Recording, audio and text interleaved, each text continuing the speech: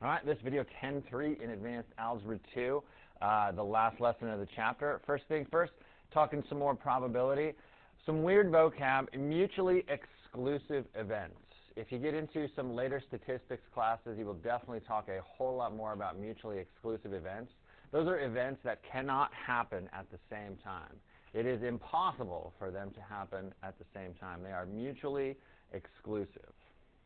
Events that cannot happen at the same time. Recording again, please. So some examples of that would be like flipping a coin. You know, like when you flip a coin, you either get heads or tails. And then turning left and turning right. Those absolutely have no way of affecting each other. They cannot happen at the same time. Like flipping a heads or a tails has no effect on, like if you're in your car turning left or turning right, or just walking down the sidewalk turning left or turning right. We don't talk a lot about mutually exclusive events in this lesson. We talk a lot about independent events. So an independent event is basically this. It is the probability of one event in no way affects the probability of another event. The probability of one event in no way affects the probability of another event. So you can pause the video and write that down if you need. Some examples of that is like flipping a coin and rolling a die. Like the flipping of the coin in no way affects what you roll on a die. Like if you was to have a coin and flip heads and then you roll a die, it's not like you're going to automatically roll a 3, you know, in that situation. Like the coin flipping had nothing to do with rolling a die. And replacing a drawn item back into a jar or a deck. This is the big thing, this whole replacement thing, you know. Replacement, if you replace it, they're going to be independent events. Like if we was pulling marbles out of a jar, you know, it's like you got all these crazy ones, and then you put the marble back into the jar, you replaced it, right?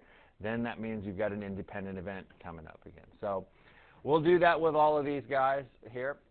It says answer the following questions. Leave your answer as a fraction. I kind of changed that. I typed this worksheet out, and then I did the worksheet, and I was like, you know, some of these make more sense to give our answer as a percent also, because some of these wacky fractions that we're going to get, it's like you don't even know what kind of probability that is, you know. So the percent makes it a lot easier to understand. So there's marbles in a jar here again, 10 blue, 15 black, and 25 green. Give me a total, please.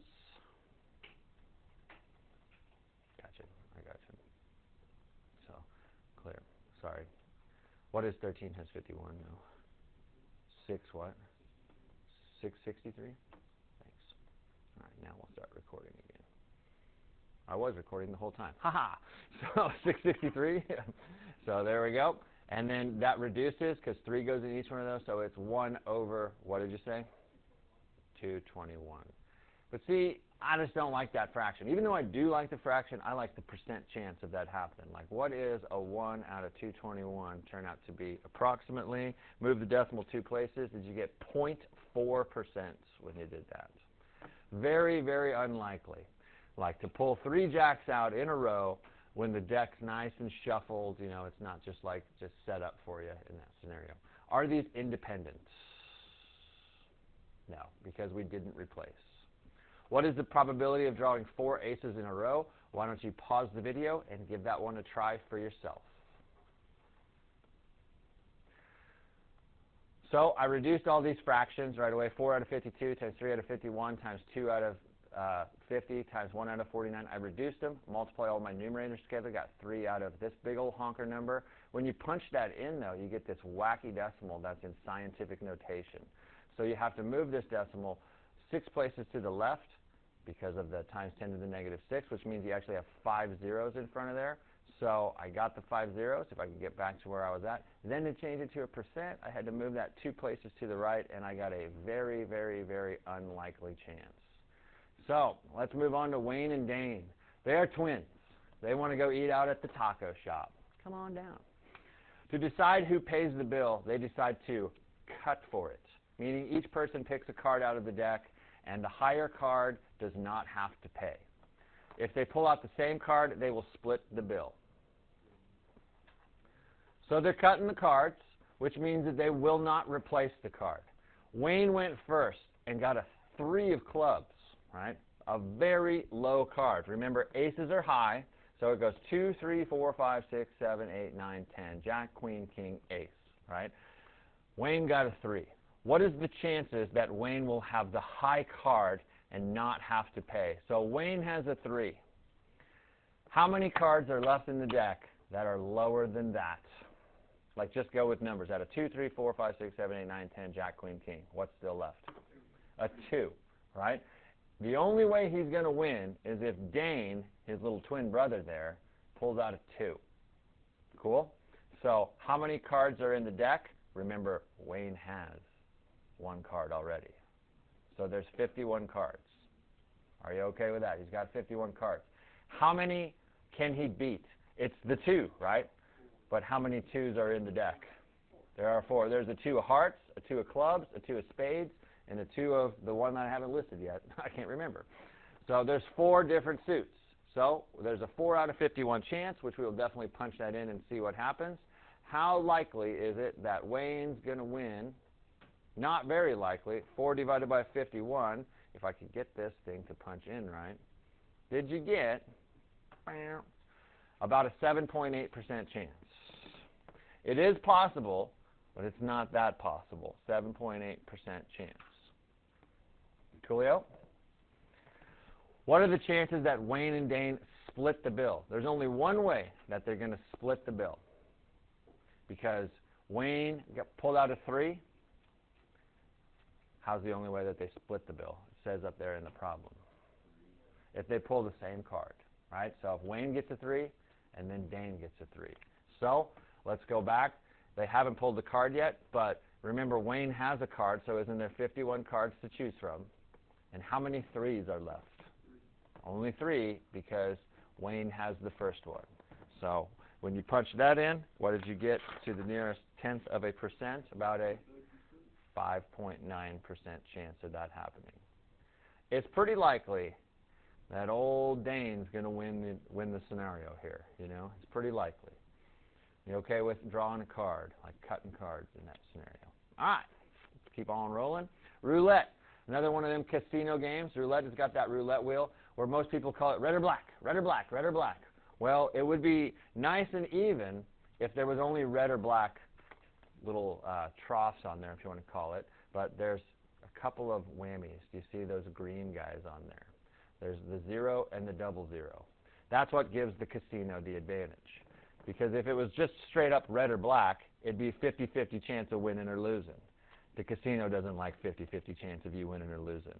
The casino wants to have, you know, like a 53% chance of winning and a 47% chance of you, like, winning in that scenario. So they've got 38 evenly spaced slots for a marble to land.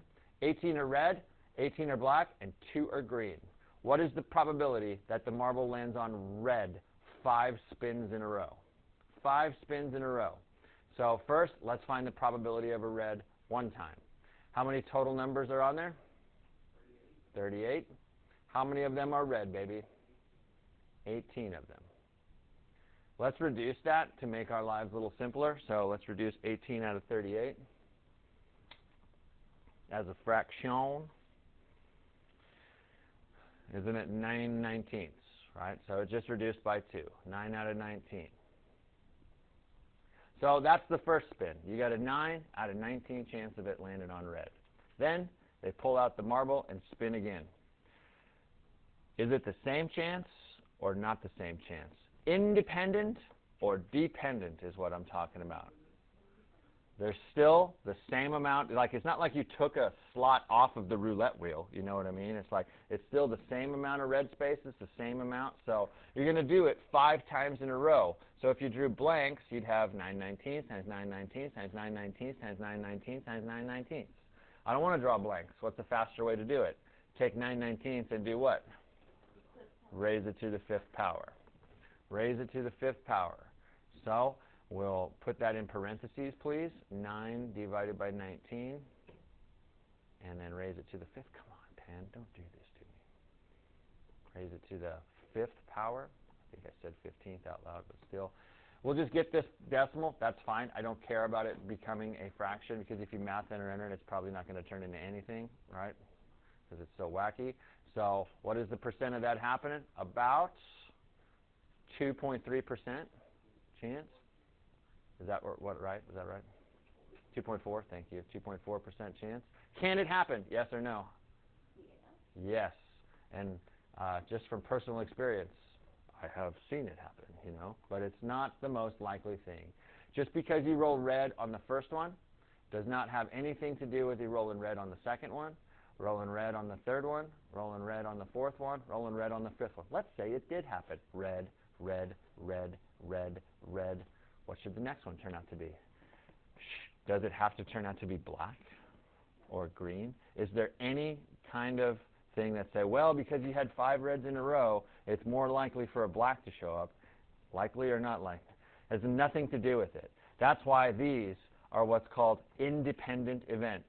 Just because you roll a red 5 times in a row, on the 6th roll, it has nothing to do with what happened previously. Each one is an independent event upon itself. Right? So that was about a 2.4% chance. All right. I think this is the last one. Maybe not. No. There's a couple more after it. So this might be the homework that I'm looking at. Anyway, a basketball player, 80% free throw shooter. Talk to me. Are they pretty good at shooting free throws or not very good?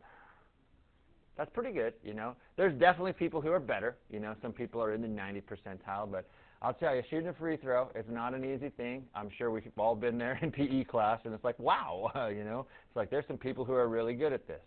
So this guy or gal totally has an 80% chance of making a free throw. He's fouled while shooting and gets 2 shots. List all the combinations of make and miss that are possible. Let X represent a make and O represent a miss. So let's try that out. I'll start you off. X is they made it, right? So how about this? They make the first one, make the second one. Would you be cool with that? Try to figure out all the other different combinations. First, let's talk how many different combinations are there with 2 shots, right? How many things could happen on the first shot? How many different possibilities? 2, make or miss, right? How about on the second one? How many possibilities? Make or miss. So how many total outcomes are there for this? There's 4 different outcomes that could happen. One of those outcomes is make it, right? Try to find the other 3. Pause the video, get that done real quick. So here they are. It's not the most complicated thing because there's only 4 different outcomes. You know, he could make, miss, make, or miss in that scenario. So there's all 4 things. What are the chances of making both free throws? Here's the thing that gets us off track. Of making both free throws, we listed the sample space, and some people say 1 out of 4, right? Because there's only one situation out of the 4 where he made both. And if he was a 50% free throw shooter, that would be true. But is this guy good at making free throws? So we have to use his free throw shooting percentage to figure this out. So what I do is I draw blanks, and he's supposed to make the first one.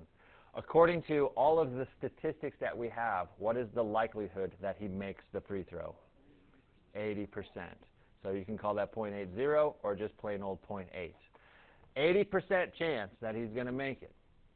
So on the second one, what's the percent chance that he makes it? 80%. Then you multiply those together. 0.8 times 0.8. You get 0.64 back. Would you believe that that means that that is a 0.64, which is a 64% chance that this guy makes both free throws, which is a heck of a lot better than 25% if he was just like a fair free throw shooter. You know, this guy is a good free throw shooter. He makes it 80% of the time. What are the chances that he misses both? Well, that's kind of getting to the complement thing. If he makes it 80% of the time, how much does he miss it? 20%. So 0.2 times 0.2. Would you believe that that should not be very likely? This guy's a good free throw shooter. He should probably make at least one of them. So take 0.2 times 0.2. And did you get 0.04? Is that what you got? So percent chance of that happen? There's a 4% chance of him missing both. You know, it's like if you've got your best free throw shooter at the line, it's like, man, he's probably not going to miss both of them, but it is possible. What are the chances of missing the first and making the second? Well, we'll go like this. If he misses the first one, 20% chance that's going to happen. Makes the second one, what's the chances of him making it? 80%. And then you punch that in with a little multiplication. I got 0.16, right? Which isn't that a 16% chance? What would be the likelihood, just for fun, if he made the first one and missed the second one? 16%. It's the same thing, right? You know, it's like it's just based on those percents. Now here's the tricky one, right? The tricky one, those are pretty basic when you understand, all right, I got to use this number that they gave me, right, this 80%. But this chances of making at least one. The chances of making at least one is where you want to bring in like that complement situation. The chances of making at least one, the easier way to figure that out would be the 1 minus miss them all. You know, would you believe that this sample space is not very large? There's only 4 stinking things. But here he made one, here he made one, and here he made at least one, right? The only way he's not going to make at least one is if he missed them all. So if you could figure out what it would be for him to miss them all, which we already did, would you believe there's a 4% chance that he misses them all, right? What's the likelihood that he makes at least one of them? 1 minus 4%. So what would that be? 96% chance of that happening. That's a toughie. What are the chances of making at least one? It's the same thing of 1 take away missing them all, right? Missing them all. Because that would be, if we start flipping coins, you know, when we do 3 coins, you know, there's 8 possible ways. When you flip 4 coins, there's 16 possible outcomes. Don't try to add up all of these. Try to do 1 minus this one. Because if you do that, if you add up the 64% plus the 16% plus the other 16%, you do get the 96% chance of that happening. You know, there was a 64% chance of this, a 16% chance of this, and a 16% chance of this, and a 4% chance of this happening. You know, so that's kind of a weird thing. It just takes practice, and that's what homework's for. All right, last 2. Why don't you pause the video and try them on your own and check back with me. So probability of getting a 1 on each roll. On the first roll, there's a 1 out of 6 chance, and then you're just as likely to do it on the second time, 1 out of 6 chance and 1 out of 6 chance. It's not like you're like replacing it or anything like that. So it's equally likely, 1 out of 216, which I punched in, which is 0.004 blah, blah, blah, blah, so about 0.5%. And then flipping a tails, there's a 1 out of 2 chance for that. Getting a day of the week that starts with the letter T, that's Tuesday or Thursday. There's 2 out of the 7 days, and you can multiply that out and get a 1 out of 7 chance. So, all right, let us know if you have any questions. Have a good one.